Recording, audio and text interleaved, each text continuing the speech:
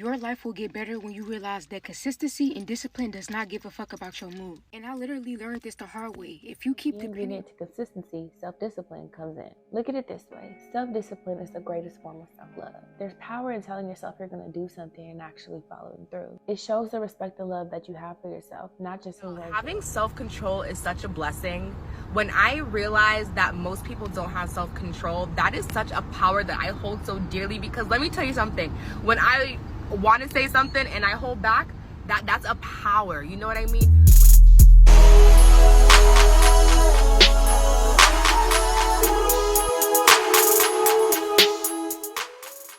Awaken, remember, rise with Yogi Butterflies. It's your girl Blue here to serve you love, light, and truth. In today's video, we're going to talk about discipline. I know that sometimes staying disciplined in your routine can be a problem. So here are a few clips to help you bring you back into focus, especially with the new year coming, trying to get back into that morning routine, evening routine, getting back disciplined, staying on the goal, staying on the plan. Let's get into the video. I guess I'll be the one to tell you, you're not stuck, you're undisciplined. And deep down, you know it. Let me tell you something that changed everything for me.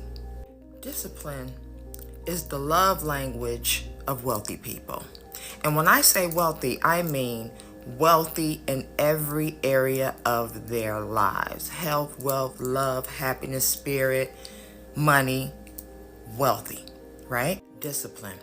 Not chaos, not vibes, not waiting for inspiration. Discipline. Ask me how I know. I was always the girl that lacked discipline, okay? It wasn't until 3 years ago that I really dove deep down into getting my discipline top tier, honey. I was the fly-by-night girl. I was the free bird girl, that lacked discipline. But I also was the broke girl. Every wealthy woman I know, and I know a few, they have one thing in common: structure. They don't wing their mornings. They don't see how the day goes. They move with a plan. They move with a purpose, honey. Discipline isn't about being rigid. Discipline is about being in a relationship with your future self. It's saying, I love you enough to follow through. I love you enough to keep my word. Even when no one's watching, especially when no one's watching. Motivation will ghost you, honey. But discipline, nah. Discipline shows up on the hard day. Discipline doesn't need hype. It builds confidence, wealth, peace. I know this all too well, honey. You want a soft life? Build the habits that make it possible. Wealthy energy isn't random. It's earned through consistency. You gotta show up for yourself. And when you get this discipline, be very careful in the company you keep. Being around other people that aren't disciplined will either elevate them to your discipline, or they'll bring you back to your old habits, honey. And you don't want that. So the question is, what are you committed to showing up for? Are you ready to become the love of your life, honey? You've got to train yourself to move regardless of your mood. Only you can do it. Hope this helps. Your life will get better when you realize that consistency and discipline does not give a fuck about your mood. And I literally learned this the hard way. If you keep depending on your mood to decide whether you should start taking action and making better decisions, you will literally get stuck in a loop. Stop waiting until you feel good to start aligning with what you desire. Sometimes it's okay to do it even when you feel like shit, even when you sad and you don't have the energy and feel drained. Now, don't get me wrong. I know that rest is a necessity and not a reward, but sometimes pushing through those tough moments, that's what truly leads to transformation and growth. Do it because you deserve the outcome and a better life. Do it because you know no one but you can give you the results that you're seeking. Consistency and discipline is key regardless of how you feel. Lack of discipline makes you ugly. I know, that's a big pill, a hard truth. But I had listened to this really good podcast episode. It's funny, but it's real and raw about this exact thing. A lack of discipline makes you ugly. And he breaks it down into two buckets, and how others see you and how you see yourself. And when it pertains to how others see you, at the end of all this, it really boils down to respect and confidence, right? More respect, more confidence equals more attractiveness. And there's really no way around building confidence but to go through hard stuff. And I talked about this in my other video. You have to choose your hard. Like, there's no way around it. But he uses the example of having a nice body or being really fit. And he said that is one of the most biggest silent flexes, because it shows that by going to the gym, you have discipline, you know how to value consistency, you can do hard things, you can do things even when you don't feel like it. And it just shows like you really care about yourself and you do it through discipline. And he compared it to having a Rolex, right? Having a Rolex on your wrist doesn't necessarily garner respect, but it lets people know you have a lot of money, but that's not the same thing. Respect is earned. And so when people see that you have a nice body and that you're in the gym every day, it means that you hold yourself to a high regard, so they also will hold you subconsciously in a high regard as well. Essentially, people will assess you based on your habits with yourself. This could be your relationship with food. This could be how many times they see you choose comfort over your goals or the things that you need to do. And this is the same with achievements, right? We see this all the time. The more achievements that you are perceived to have or that you have, the more respect is given to you. That's just kind of a societal norm. Now, when it comes to how you view yourself, of course, it again just goes back to respect and confidence. And a lot of this is really building self-trust.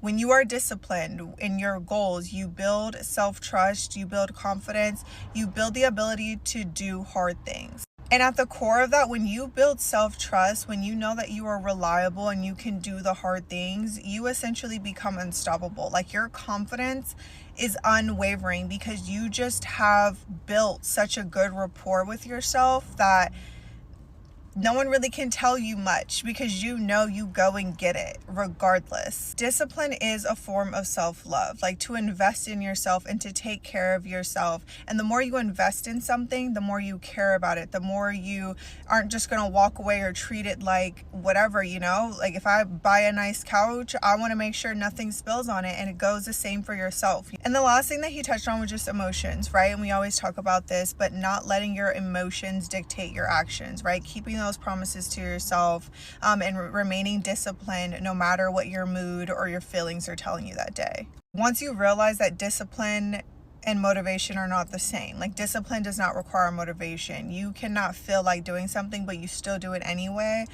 Again, the confidence in yourself and the self-trust becomes next level. So in all, it's a really good fun episode. I'll put it in the comments. You definitely should go take a listen. Discipline is a form of self-love, and you really have to look yourself in the mirror and say, okay, how much do I value myself? And if you're telling me you really value yourself, then you better walk it like you talk it, and the proof better be in the pudding. Y'all, having self-control is such a blessing. When I realized that most people don't have self-control, that is such a power that I hold so dearly, because let me tell you something. When I want to say something and I hold back, that's a power. You know what I mean? When I go out and other people are drinking and I say no, that's a power. You know what I mean? How there's so much power in your yes and your no and your boundaries and all that. Like, y'all, self-control is so powerful. I just wish that we all just practiced it a little bit more, because everything truly is in our hands. Everything. Remember that. Sis, can we talk about it? Maybe you're struggling with consistency because you're looking at it all wrong. Motivation comes and goes. I mean, sis is very sometimey. You won't always feel motivated to work at your goals or do the things that you know will positively affect your well-being. That's where the key ingredient to consistency, self-discipline, comes in. Look at it this way. Self-discipline is the greatest form of self-love. There's power in telling yourself you're going to do something and actually following through. It shows the respect and love that you have for yourself, not just in words, but what the real proof is, your actions. Self-discipline is like a muscle. The more you use it, the easier the lifting gets, and you're able to power through based on your momentum when motivation is nowhere in sight. It puts you in control rather than your feelings, experiences, or even the world around you. You no longer let your weaknesses control you, but rather find strength in those trying spaces. So instead of looking at self-discipline as something you choose because it's the right thing to do, look at it as a choice that you're making, as an expression of love to yourself. And God has taught me over the years that it's my discipline that's going to get me there. Because in order for me to be good at something, I have to practice. And when you practice, you have to be consistent, right? And in order to be consistent, you have to be disciplined. Because sometimes you're not going to be motivated. You're going to feel discouraged. You're not going to be in a mood. You're not going to want to be bothered. You may not show up if you're not disciplined. And then now you're inconsistent and you're not as good as you could be if you were consistent. But in order to be consistent, you have to be disciplined. And sometimes even your desire for it, even you wanting it so bad is not enough. Because you can want it so bad and still not be disciplined. This is why you have to train yourself to do it even when you don't feel like it. Even when I'm not feeling motivated, even when I'm not in the mood, even when I don't want to be bothered with it, even when I'm feeling discouraged, even when I'm not feeling inspired, even when I'm doubting myself, I'm disciplined enough to get up and do it anyways. Every single day, I'm consistent. Because discipline and consistency is going to get me way further than motivation and inspiration, because those things are not going to show up every single day because we're human. We're not always going to be motivated. We won't always be inspired. We won't always have new ideas every single day. You're not going to feel like getting up sometimes, but you got to be disciplined and do it even when you don't feel like doing it. That's what he taught me. I'm just passing it down. All right.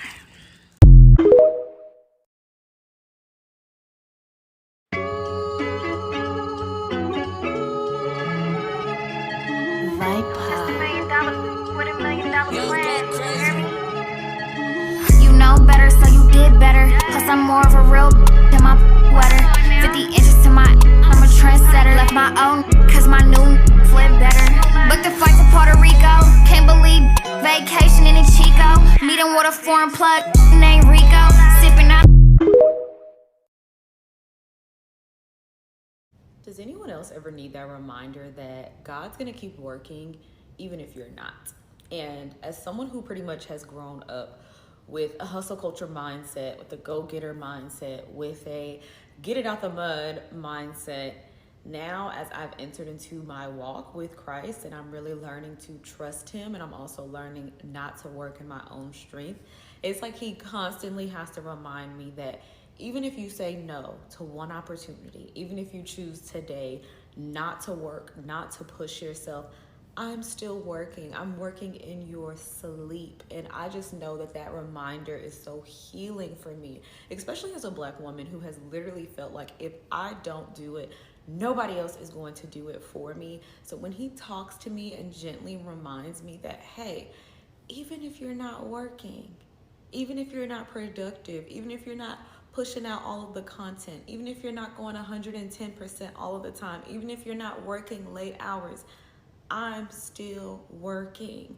Now, I recognize that there's a certain amount of effort that we have to put in, but since the beginning of the year, the Lord has reminded me that he is my partner in this thing. He is my business partner. He is my partner in the workplace. He's my partner in my relationships. He is my partner. He is my provider, and he is with me. And just as he is all of those things for me, he is all of those things for you. So I wanted to just remind you guys in this season of your life, if you've been struggling with this yourself, I know I certainly have, even if you're not working, he is. Sis, show up as her. Stop playing small. We just wake up and walk out the house now? We put no effort into our looks anymore. What happened to us, sis? This isn't you. Start putting yourself together again, okay? Walk out the house every day and show up as the woman that you were created to be. Show up as her. Even when you don't feel like it, show up as her because you deserve it. This is your season. This is your year. This is your time. Stop playing small. Come on, sis. Show up.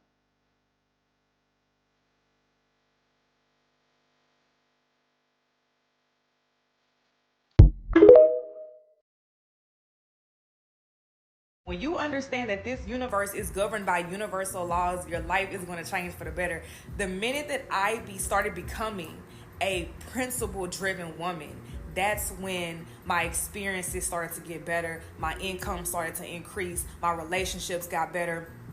my mind, my mental health started getting better because I took my downtime to start studying the universal laws that govern the universe. There's 12 of them. And I started applying it to my life. Like I said, knowledge is only knowledge, but knowledge is powerful when you apply the knowledge. And I'm telling you, if you actually take the time to understand yourself on a spiritual level, understand the universal laws, and start being more principle driven, you're going to be a magnetic to peace, success, love, happiness. If you don't know what those laws is, look at them in a...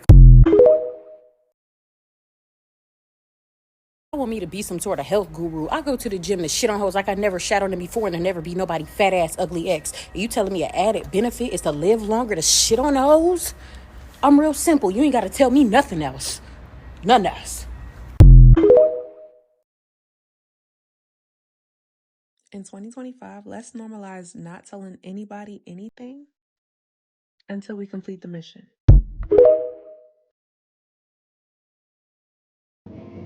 It took me 3 years to learn this, but I'm going to teach you in 1 minute, okay? Number 1, no response is the most powerful response. Number 2, always control your emotions. 3, make yourself a priority. 4, move in silence. Okay? 5, never appear stressed. I don't care what's going on. Always remain calm. 6, don't show your weaknesses or people will use them against you, okay? And 7, don't overthink. I was really, really bad at this. I will overthink and analyze every situation, but don't overthink. Just always remember, if you can't control it, you don't react to it.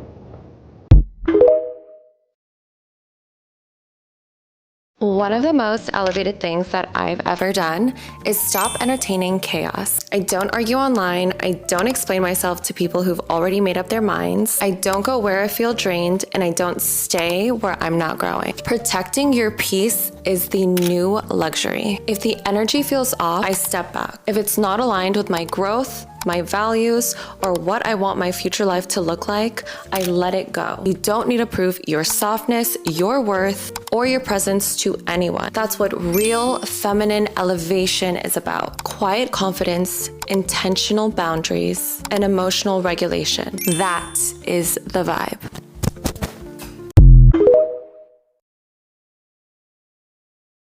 I'm telling you, I want to be so successful that people look at me and just know God is real. Like, look at her. There's no way she did that by herself. And I didn't. I will be like, I didn't. God has to be real. There is no way she did that by herself. That's where I'm at with it. And if you don't believe, then you're going to have to get with it or get lost. I don't know what to tell you.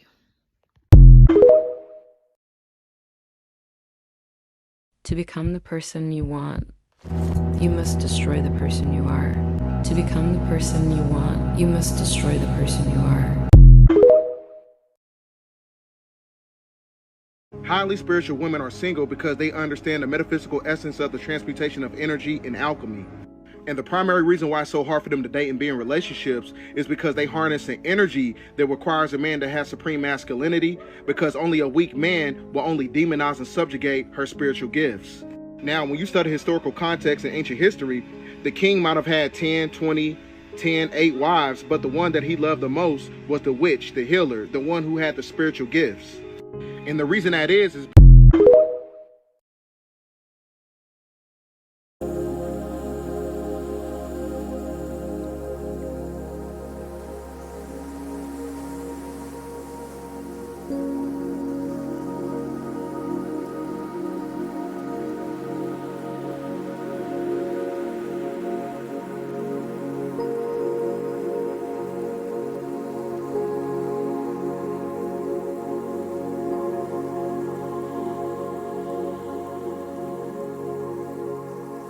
So y'all, this is a quick way just to get you in the mindset to rebuild your life from scratch, because I feel like my life has definitely elevated, but it's not just something that happened. I had to, release old habits. I had to audit my life and analyze what was working, what was not working, what was toxic, what wasn't toxic, what was keeping me broke. you know, things like that, right? So you have to look at every area in your life and then analyze what needs help. Okay. And you have to take accountability too. You can't say everything is great in my life when you know damn well it's not working. So when it comes to rebuilding your life, you have to focus on the 4 R's. And when I tell y'all I have elevated my entire life, I'm talking I have a new place, new community, new car, new job. Like I literally started from scratch. Like these last 2 years, I have definitely elevated. Now I've always been like a hustler or whatever, but once you get into the mindset and take full accountability of what's working and what's not working, you'll be able to fly more in life. So the first one is you need to release. I'm talking about release old habits. Release what's keeping you stuck. So if you don't identify what's keeping you stuck, you're going to be stuck in the same place, okay? Because you don't know what's keeping you stuck. So number 1, you need to release. So the next one is regulate. And this might be the most important R. You have to learn how to regulate your emotions even through tough times because it's not going to be easy. And soft life does not start with the aesthetics. Aesthetics are cute, right? But it doesn't start with, you know, you just being at peace. You have to identify what's causing your nervous system to feel overwhelmed. So, and then you have to stay calm. When you are feeling overwhelmed, when you're feeling burnt out, when life is lifing and, you know, life is hitting you with all those negative life events and everybody's situation is different, you have to learn how to regulate your emotions. This could be falling and getting right back up, having a positive mindset about everything, not letting life dictate your reality when it gets too bad. Now it's time to rebuild, okay? This is the 3rd R. You have to rebuild. You have to focus on one routine, one new habit to start with. The reason why a lot of y'all are not able to rebuild your life because y'all want perfection. You want the new this, new that, new that. It doesn't work like that. All of this is a step-by-step process and you don't know how long it will take. That is on God's time and your time, okay? But most importantly, God's time. So it all starts with your everyday life, your everyday habits, your everyday lifestyle. And it focuses on one habit, one routine, and then you build when you learn discipline. You build when you learn consistency. And the last one is reimagine. And when I say reimagine, think about your future self. Talk to her, talk to him. Get connected with your future self. And don't play small. Like, I just feel like a lot of us play small. I can't get it. I'm not blessed. I'm not lucky enough. You comparing yourself to the next person. You have to identify what your dream life looks like. Audit your lifestyle, create habits to get there, and most importantly, create a realistic action plan. Because y'all be wanting to jump from one goal to the next goal. You get them saying? You have to be realistic with your dreams, your goals, right? Because everybody's story is different and everybody is in a different time of their journey. So I would definitely say reimagine. Where do you live? Where do you work? Who's in your circle? Who's not in your circle that was in your past? What does your everyday lifestyle look like? What do you speak like? What are you wearing? Like, these are specific questions you have to ask yourself in order to elevate. Thanks again for watching. Don't forget to like, comment, share, and subscribe so you can stay in tune with upcoming posts and content. Please share your experiences down in the comments below as well. I would love to hear from you, and let's connect. Rise higher, shine brighter, and remember, your soul has wings. See you in the next video. Ashe.